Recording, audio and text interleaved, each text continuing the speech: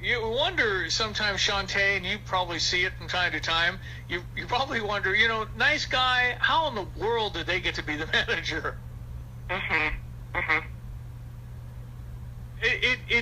Sometimes it's mind-boggling, but if that's what your situation is, you're right. You either have to figure it out or you got to move on. And thank God we live in a country where you can find other work. But I would think the worst thing would be work under a person that does take credit for stuff and is insecure. Generally speaking, if somebody has to take credit for your idea, it's an insecure issue, isn't it? They're just insecure people. Yeah, and that's the thing, is that you have to really look at what's happening and what's going on. Because what they're saying is that in this working paper, the toxic worker isn't a lazy worker. They're very, very good at their job, and so they're super productive, and they're probably generating lots of revenue or income for the organization, but they're also costing the business. And when you are actually inspecting the rest of the team, everyone else is probably less productive, so it looks like everyone else is lazy, when really it's because of you that this is impacting your behavior is impacting everyone else. But no one wants to work with someone like that. Yeah. No, I know, but it can be tough. All right, so the advice for 2016 is talk when you can, understand the limitations of what you can and cannot control, and just go to work every day. And boy, if you wake up and you like where you're going to work, I guess that's a real blessing, because most Americans don't like where they're working.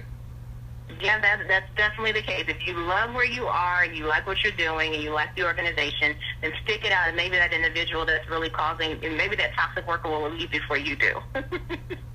Yeah, but I think you're right, Shontaye. I mean, everybody has been in an environment where you've dealt with that, and it's just kind of what it is. They're just that kind of person, and for whatever reason, for the most part, my experience has been where they're just not super happy people.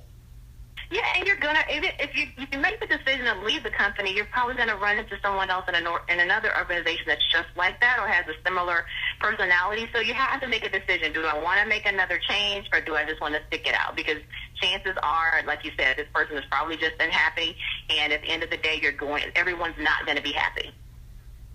Yeah. All right, Shontaye, always a pleasure. Have a wonderful 2016. Thanks for your time. Absolutely. You too. Thank you. Shontaye Hawkins, workplace culture expert, a little bit about that. And we've all worked with folks like that, right? I mean, no fun at all. And you just wonder, why are they that way? I mean, why must they be that way? I think the bad boss, you'd think in 2016 that the bad boss wouldn't exist, but obviously that's not true.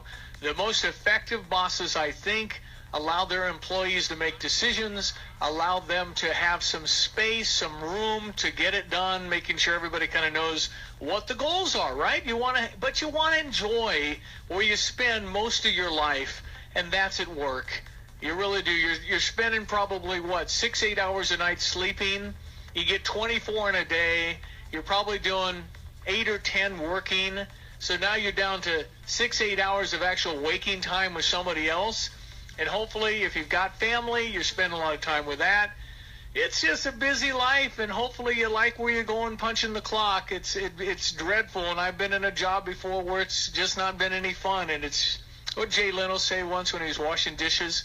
He said, I was washing dishes for my first job, and after 6 hours, I looked at the clock, and it had been only 20 minutes.